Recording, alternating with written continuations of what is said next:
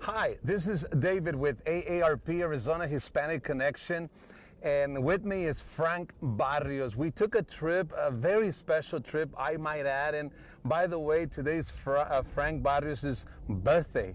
So happy birthday, Frank. Thank you. I'm not going to tell you how old I am, but I'm an old guy. Okay, and you know, it's interesting because I didn't know, and we took a trip. First of all, can you tell us, one thing that it's important, I believe, to tell the audience is, I've had host you on the radio show as a historian because you are you wrote a book on called Mexicans in Phoenix or of Phoenix. But this particular interview has to do with water in Arizona. Where the water comes from. So I want to ask you, how are you versed? How did you get versed on this issue? A little different, I might add, than the history aspect of it. You're right. I have to state my family, pioneer family, and actually farmed in the valley with water from the Salt River. But I was versed. I have an engineering degree from ASU, and I went to work for the Bureau of Reclamation and worked for them almost 10 years on the Central Arizona project. Then I went to work for the state of Arizona, and I worked there till I retired 21 years later. And I had all positions on water, from what they call the director for the Phoenix Active Management Area, director for the Pinal Active Management, chief of flood control, chief of water resources. Then I retired. And then several years later, 2003, I was appointed to the Central Arizona Project Board of Directors, and I served there from 2003 to 2006. Amazing. So this is not necessarily that you study something, but this was actually your career as an engineer, correct? That is correct. Amazing. I spent my entire working career in water. Yeah.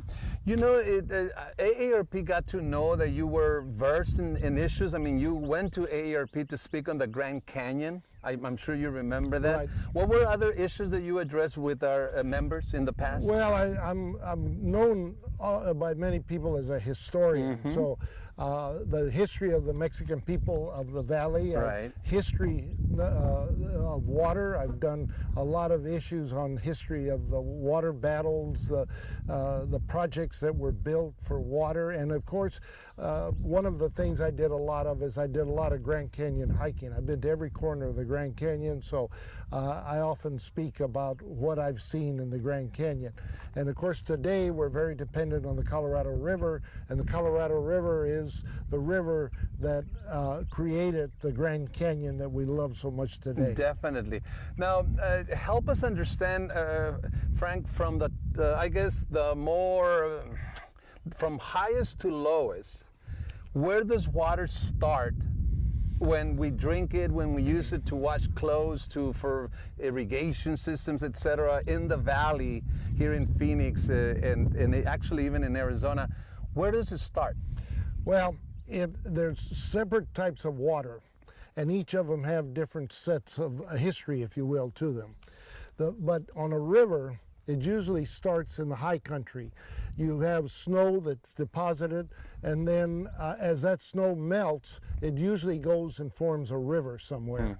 And other areas of the river, sometimes you have springs that pop up from the ground and provide water to like the Verde River, just south of an area, I can't think of the name right now, but they have a spring that starts the Verde River. And it just pops up from the ground and begins the Verde River. And where is the Verde in Spanish, right? Verde River. Where is that about in geography in Arizona? Well, it starts in an area north of Prescott. And then it flows through Verde Valley, which would include Camp Verde.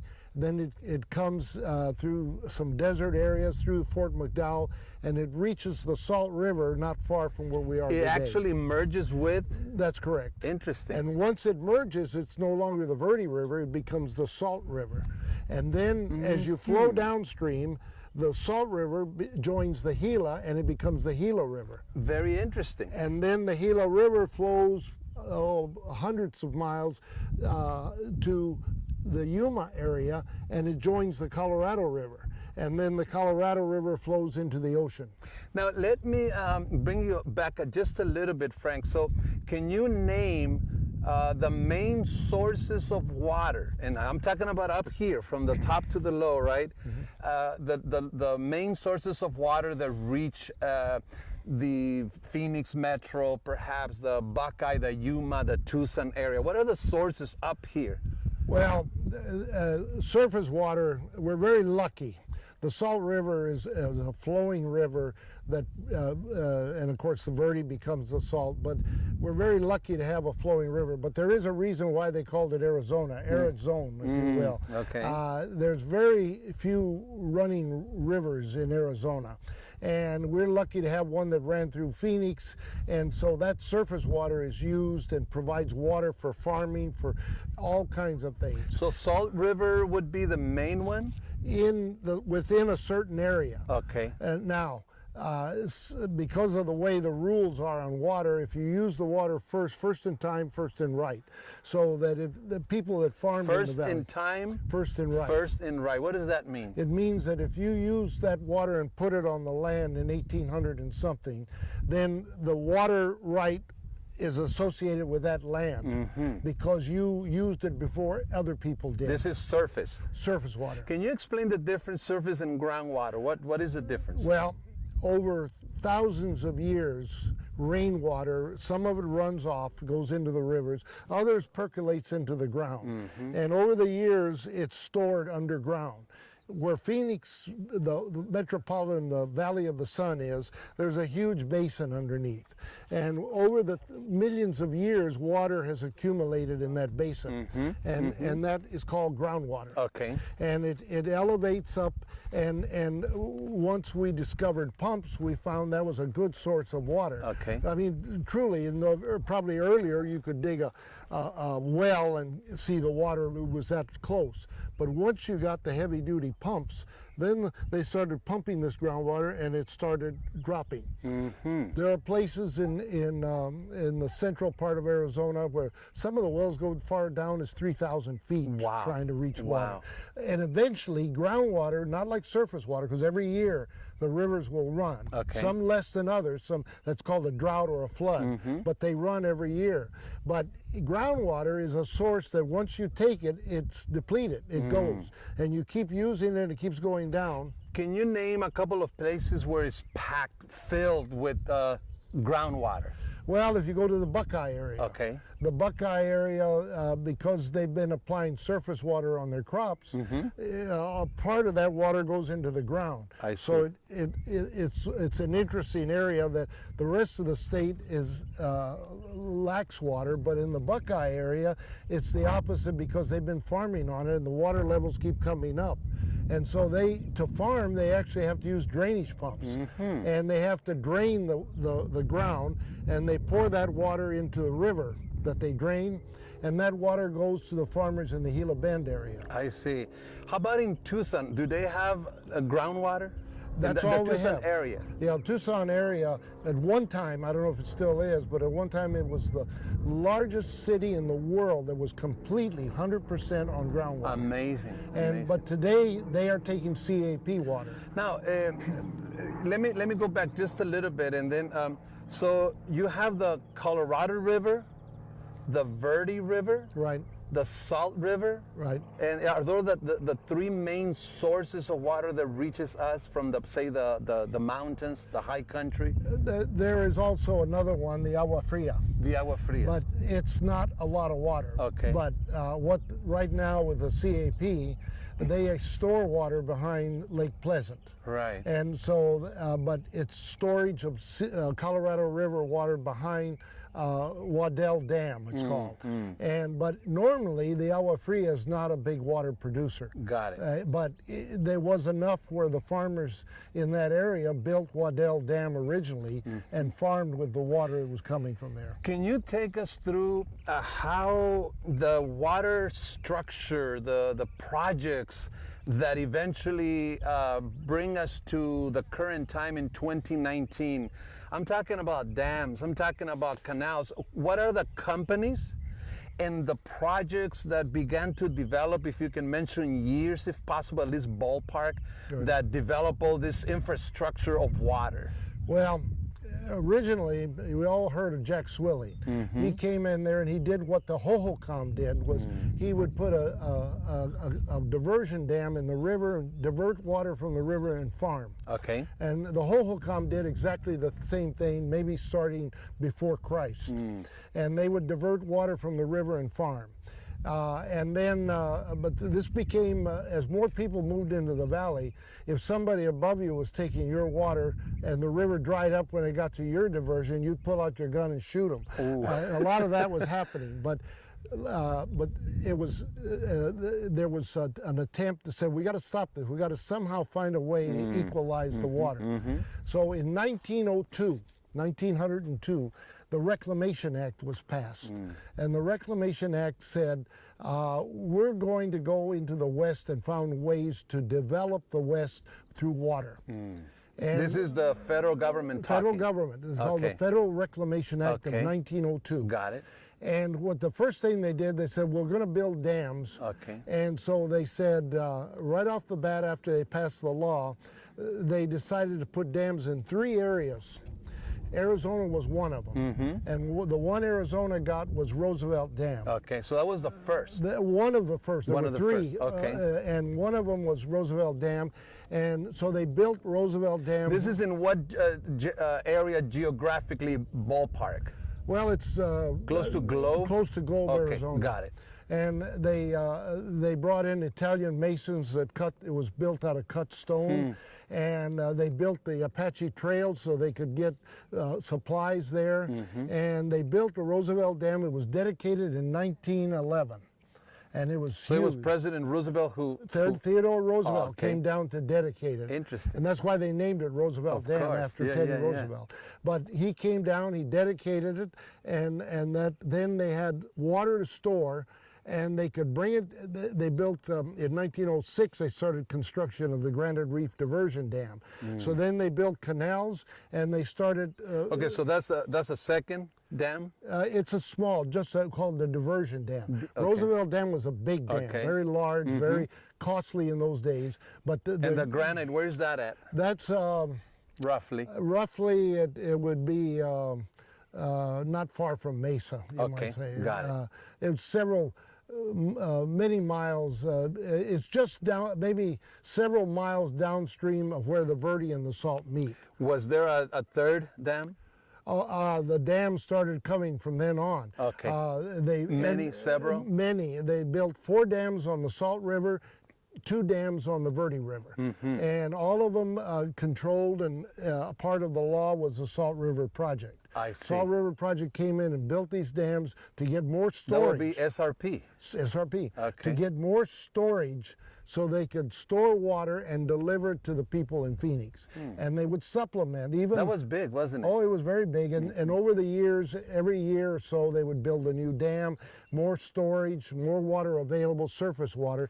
But then they also wanted to supplement that water with groundwater. I see. So they built pumps that added, they could deliver to places, and it was a combination of surface and groundwater to meet the needs of the Valley of the Sun. Got it. So this is one company. So you have the Reclamation Act. Now you have SRP. What other companies have invested in the water infrastructure? Well, the other one would be the irrigation districts. Okay. The irrigation districts needed water. Waddell was run by an irrigation district and later taken over by the reclamation. But if you go out to Casa Grande and that areas, those irrigation districts spend a lot of, there's no river water there, but they spend a lot of money building canals and building, putting in pumps, and the irrigation, all the farmers kicked in so they could get the water, and they created these irrigation districts. Where does the Central Arizona Project come into this picture? Well, for many years, California was taking more than they had a right to take. And this is from the Colorado? Colorado River. Okay. And Arizona wanted to build the Central Arizona Project so they could take their share of the Colorado River. but California fought almost every turn, wouldn't allow it to happen. So Arizona sued California, and they had a huge lawsuit that went on for years, and finally California said, okay, we'll give the okay to build the Central Arizona project, but you have to guarantee California 4.4 million acre feet, which was as per the agreement. Right. But if there is any shortages, if the water runs, there's a problem with the water, then you, Arizona, will take the shortage. And as long as there's enough water, we all get plenty. Wow. But if there's a shortage, we want to guarantee that California gets their 4.4. That is interesting. So and now we are in a shortage, by the way. Oh, interesting. Take me back then. So you have the water, you know, building up in the mountains, the rains. It comes, and then they build these dams. Right. And then how from the dams they dump it into the rivers. That's correct. And then where does the canals come in? At the diversion dam. Oh, okay. So if this day there's a demand for so many hundreds of thousands of acre feet of water, not that I'm exaggerating, but there's a demand for so much water for that day, they'll make releases out of the dam to meet those demands. I see. And it goes to where the canals start at the Granite Reef Diversion Dam, and they'll put so much water in there, and then they'll supplement it with groundwater, but they'll meet the requirements on the demand for water for that day. And they do that every day. They provide water for water users within the Salt River Project area. If you're outside of the area, those areas, Tempe, I think, is the only city that's completely within the Salt River Project. So they don't have to go anywhere. But Phoenix, Phoenix, Scottsdale, Glendale, Chandler, all have areas of their community that are outside of the Salt River Project. So they have to find a separate source of water, which is usually groundwater. Right. But now with the CAP, all those cities are taking Central Arizona Project water. Okay, right behind us, Frank, is what river? This is the Salt River. The Salt River. And just not far from here, just downstream, is where the Verde River enters. So they kind of merge. They do. Right. And I might add just a little bit of history, if you will. Of course. Orm Dam, when they were going to build the Central Arizona Project, they were going to build a dam right across where the two meet. And it was very controversial that they had to buy out the whole Fort McDowell Indian tribe. And they didn't want it. No matter what we did, they said, no, this is our land, we won't sell it to you. And so finally they came up with an alternative, and it was very controversial because people thought that this dam at the confluence would have been the answer. But what they ended up doing is they built a new Roosevelt Dam. The dam you see at Roosevelt today is not the old dam, it's a brand new one. Interesting. And then they had a dam on the Verde, and they also were going to store water on the Agua Fria at Waddell Dam. So that was all part of this alternative plan. Right. And the dam on the Verde got thrown out because there was an eagle back there. Jimmy Carter was president and said, we're not going to serve this. So that got thrown out of the CAP. But the others, raised Roosevelt, a new Waddell that was a bigger, newer Waddell, all were part of Plan 6, which was the alternative to Orm Dam. But had Orm Dam been built, it would have been right here where the Verde and the Salt meet. Another question, Frank. Are we, and excuse my ignorance of geography, are we in Indian land right now? No. We're not. No. Do you know what percentage of Indian land the rivers run through? I don't have a percentage, but I can tell you this. The Salt River starts up in the White Mountains of Arizona. Which is a tribe, correct? And much of that land belongs to the Apaches. Got it. But again, you got to remember the way water right law is. The first in time, first in use. So the Indians weren't using the water on the Apache reservation in the 1800s, but here in Phoenix we were. So even though the water runs through the Apache reservation, whoever uses it first has the first priority, so to speak. Okay. And they can take water over after all the needs are met here in the valley because this is where it was used first. So could we say then that the Central Arizona Project and SRP are the two main companies that supply the water to the valley? That is basic water supplies. That is true, but don't forget each city has its own sources. They build again CAP water, Colorado River. They treat it and deliver it. But cities also have groundwater pumps that they use. And the pumps go to their treatment plants, and they treat not only CAP water, but sometimes groundwater. So obviously this is a river. This is not treated water. So Not yet. So this water is taken to a treatment center? That's correct. Are they within the cities or outside, those treatment centers? They're right next to the canals. Next to the canals. And they built these treatment plants, and they take the water out of the canal, they treat the water, and then deliver it to the people. So what runs through the streets, say within residential areas, what is it? Is it a pipe in the middle of the street, and then you build your own, you connect your own pipe to the house? The city of Phoenix comes in, and if you're within Phoenix, say, and the city will provide you with clean water that they have treated. Okay. So it's, and again, if you it gets really complicated, but the right for those people to get the water is because somebody was farming that land first in 1800 and something. Amazing. Yeah. So, but the city of Phoenix takes that right, treats the water, and delivers it to the people. Got it. Can you help us understand then, because if I understood you correctly, Tucson depends a lot on this region for water? Groundwater. Groundwater, they're completely on groundwater. Sorry, surface water. Well, what they do is they are now taking Central Arizona Project water from the Colorado River. I see. Because they were completely dependent on groundwater. Every citizen in Tucson, if they got water to their home, it was coming from groundwater because they had no other source. Right. And now the CAP is delivering water there, so they have another source. How do they do it? Well, what they've been doing, it's interesting, they recharge the CAP water. They put it in the ground, and then at another location they pump it out. There was a they put it in the ground, right? Then they pump it up to a higher elevation and deliver it to the people. And then the elevation itself transports the water. Yeah, over. It's right. It stays in the ground. I see. But it's water that they keep immaculate books on this.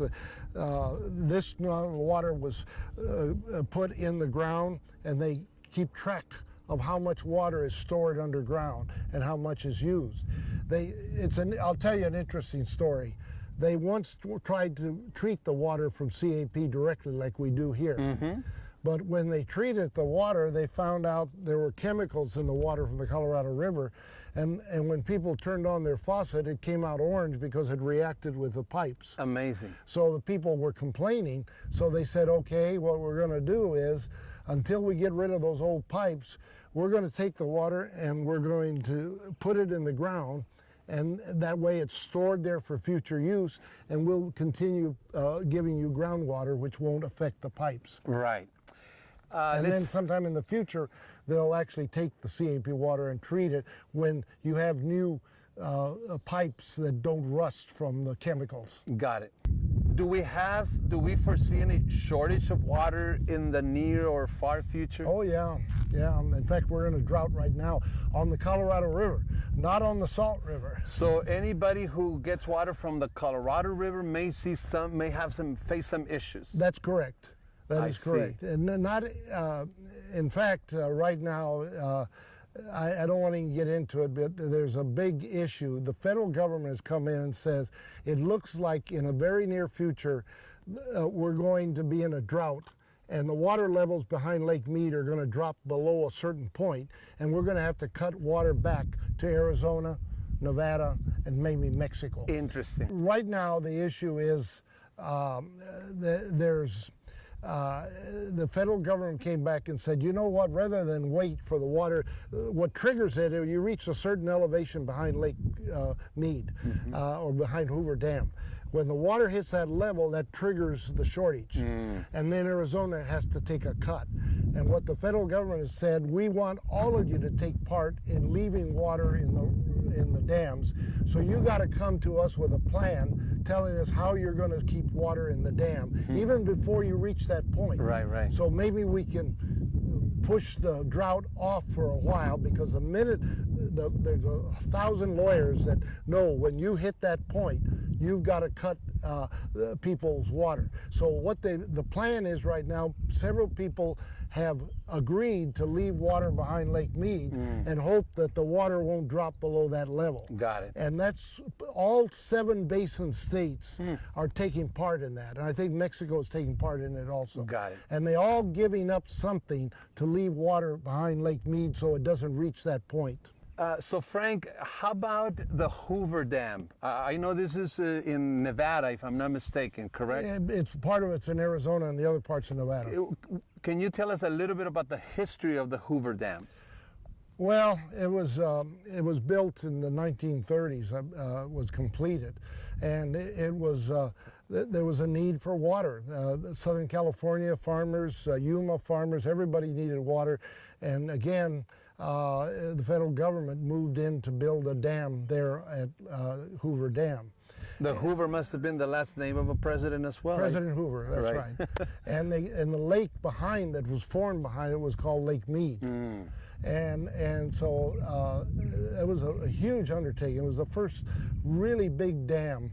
I mean, it's huge, 25 million acre feet behind it, and they used a lot of concrete. It was really a massive structure. A lot of people died in the building of that dam. Right. Then many years later, in the 60s, they decided, early 60s or late 50s, they decided to build Glen Canyon Dam. And that was equally as big a project. And each of those 2 dams, each of them can store up to 25 million acre feet. A lot of water. Right. And you store the water. When you've got wet years, you store the water and then you let it go.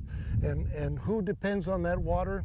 The city of Los Angeles, the city of San Diego. You mean that water from the Colorado River reaches Los Angeles? That's correct. Amazing. It's one of their main sources of water.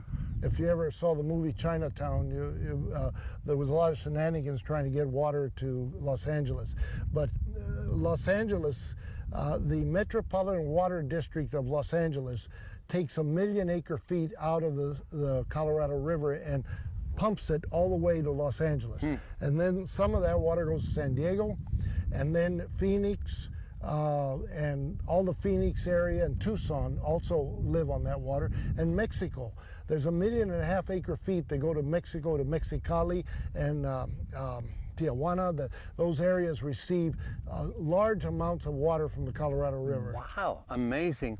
Las Vegas is 100% 100% supplied by that Colorado River. One more thing, Frank. In your book, The History of Mexicans in Phoenix, you do reference a flood. So how was all this infrastructure helped in flooding? Well, if there was any dams on the river, they were gone immediately, because these were small dams. And in 1891, the largest flood that ever flowed, that recorded flood through Phoenix, occurred. It was 300,000 cubic feet per second. And the water from that flood reached, this gives you an idea how big the flood was. The water from that flood reached from the Salt River to Jefferson and Central Avenue. Wow. And it wiped out, in fact, there's a side story, the Lost Dutchman, you know, the very famous, the guy who, Pauline Weaver, he was in a little shack when the flood came. He climbed up on a mesquite tree in the middle of the night to keep from being flooded. And he caught pneumonia and he died from that. Wow. But in 1891, there was a diversion dam up here called the Arizona Dam. It's not far from where we are.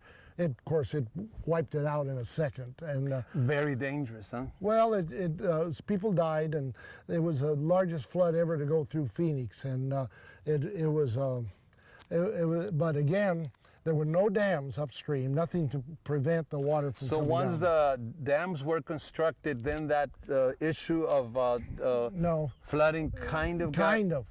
But If- there were still some. Well, if the dam was empty when the flood hit, Okay. you could store a lot of it before it went forward. Got it. But if it was full, you just have to pass the flood on through. And the dams, these dams on the Salt River Project were not built for flood control. They were built for one purpose only, to store water for the city of Phoenix. Not flood control. Flood control, when you build a dam for flood control, you allocate a large space behind the dam and say, you don't put any water in there unless there's a flood. I see. But when you store for water, you grab everything you can and Of store course. it because you're using it. Right. The dams that were originally built on the Salt and Verde River were not flood control. So any help you got from them was good, but a lot of times they just had to pass the flood on through. Got it. So, Frank, in terms of potential issues, shortages with water, it's obviously, even though we haven't heard it per se in this kind of way, but it's always good to conserve water, right? Not just be so wasteful when it comes to water. Absolutely. We try, in fact, part of in 1980, they passed the state groundwater code. And the main heart of that was conservation. What we did is basically we stated the groundwater was, you had to get a permit to use groundwater. And if you're using it, every 10 years you had to show that you were using less groundwater. And you used it through conservation. Got it. I'll give you an example. Farmers were using drip irrigation, where they used to just flood the ground. They used laser leveling. They would go in and laser level their farms so there wouldn't be a lot of water dumped at the end of the farm. Got it. And then the city started doing things like, one of the things they did is they wouldn't allow high water using plants within the right-of-ways of the city. And they started trying to use less grass, desert landscaping. Right. And all of these were part of the groundwater code, which basically gave you less groundwater every year. Right. Okay, so you said groundwater. So is irrigation water? Irrigation water comes 100% from the underground, as opposed to Depends surface? on where you're at. I see. If you're a farmer within the Salt River Project, it's both surface and see. groundwater. If you're a farmer before the CAP, it was 100% groundwater. Groundwater, And if you were in Tucson, there were a lot of big farmers in Tucson, 100% groundwater. Until the CAP came in, then they started taking surface water from the CAP, so they, hopefully the idea would be that if they quit taking groundwater, the groundwater levels would start rising again. Is irrigation water treated or not? No. It's before it's treated, it's sent to the field, so to speak, for That's irrigation. correct. That's correct. But then obviously the drinking water and all that is treated. You were telling me, Frank, that there is a building, the headquarters, I believe you said SRP, where they have this huge computerized system where they literally regulate all the distribution of water. It's the Central Arizona Project. Got it. CAP. Oh, CAP. CAP, Got it. not SRP. SRP probably has a very sophisticated system, but the CAP, if you go to their main office, it's 7th Street north of Pinnacle Peak Road. And if you go there, they have the headquarters for that run the canal from the Colorado River all the way to Tucson. And they have pumping plants that they pump the water up and deliver water based on the pumping plants.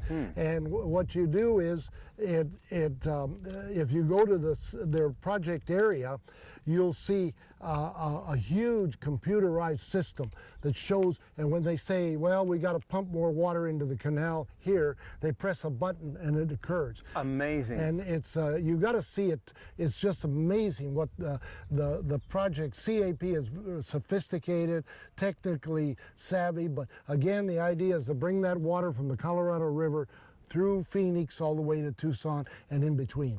You said off the camera that the Central Arizona Project is considered a for-profit. It's a corporation, whereas the SRP is not. That's correct. Is that the case? So what is the main difference? The main difference is the Salt River Project cannot show a profit. They basically, they make money in doing what they're doing, and they give that money back to the community. I see. They give money to schools, Salvation Army, other uses, so they don't show any profit. But the advantage for them is they're not regulated by the Corporation Commission. APS is for profit, and they have to fall under the regulation of the Corporation Commission. Got it. So now the APS, it's all electricity, right? that's correct. And the SRP got in the business of electricity. How did that happen? Well, when they first started building these dams, they found out that you can create electricity through the water system by falling. So they said, what we'll do is, when they first started, we'll use the profits from electricity to subsidize the water use. Right. Because the main reason for SRP, so they got into it secondary. Today it's a whole different world, but back then when they first started, power subsidized the use of water. Got it. And one of the issues that's facing everybody today is water has been fairly cheap in the desert, and maybe it shouldn't be.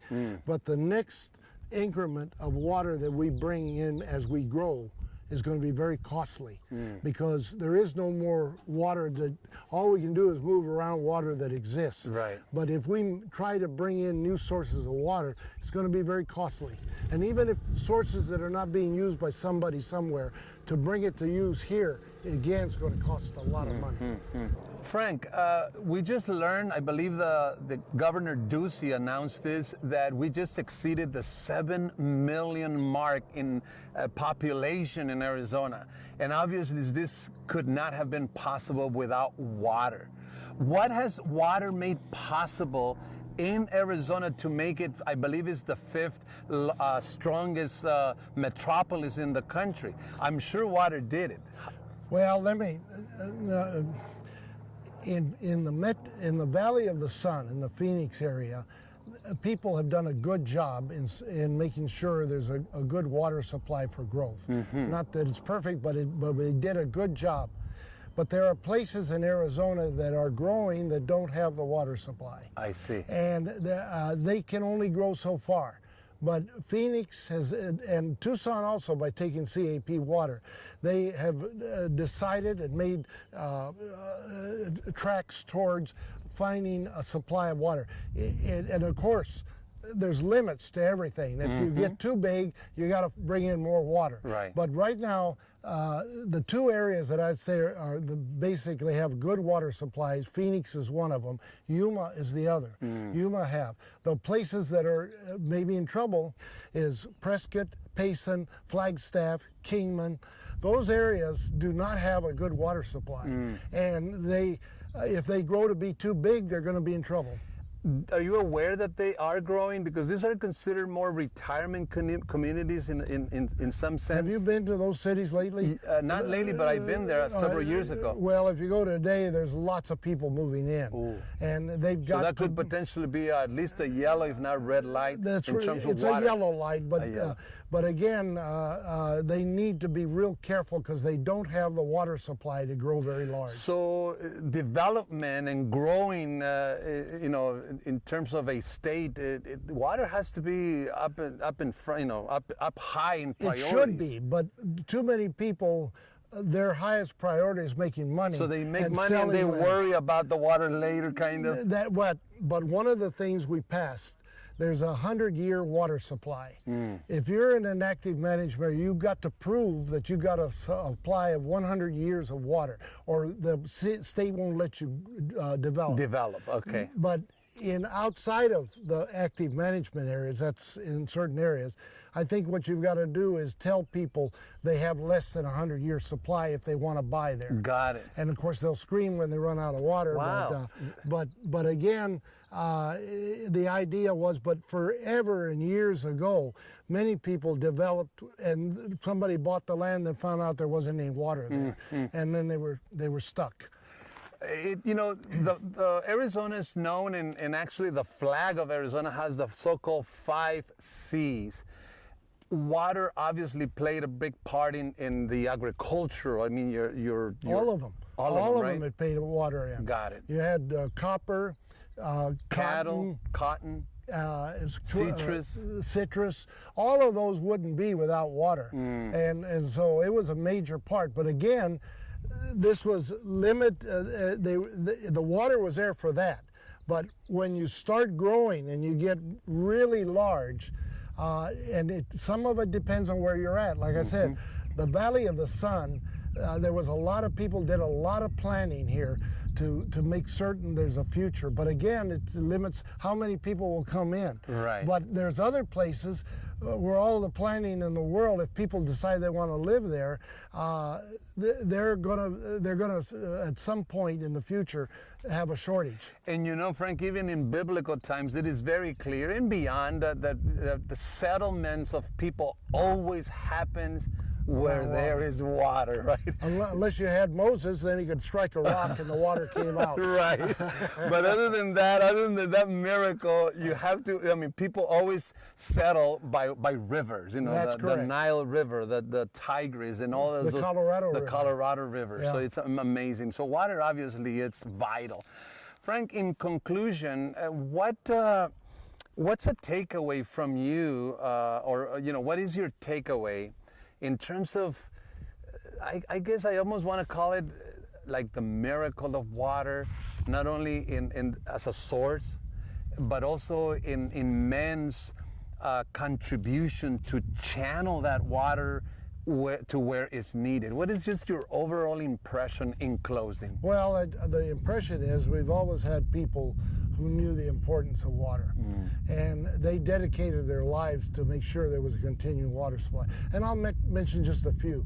Wes Steiner, who was the head of the water, spent his whole life here trying to make sure there was adequate water. Jack Feaster, who was the chair of the Salt River Project. He was the CEO for Salt River Project. These men, and there's so many others, Sid Wilson with the Central Arizona Project, anyway, there's so many people out there that dedicated their lives for water. And today, I think sometimes we honor the politicians, but behind the politicians, there were people, hydrologists, engineers, that gave their life trying to bring water supply to the valley. Very satisfying, huh? Yes. To see so many people contributing to this amazing project of making sure that we have enough water to continue on, right? Exactly. Yeah. Exactly. Frank, thank you so very much for this interview. It's a pleasure in your birthday today. Happy birthday again. Thank you. And this is a beautiful, I have never been in these places, and I will have to make it a point to bring my family to see the rivers. And so I may be getting back to you and asking you for tips as to where you have the best views about all these rivers and dams and canals and all that good stuff. Thank you once again. You're welcome. You're very welcome.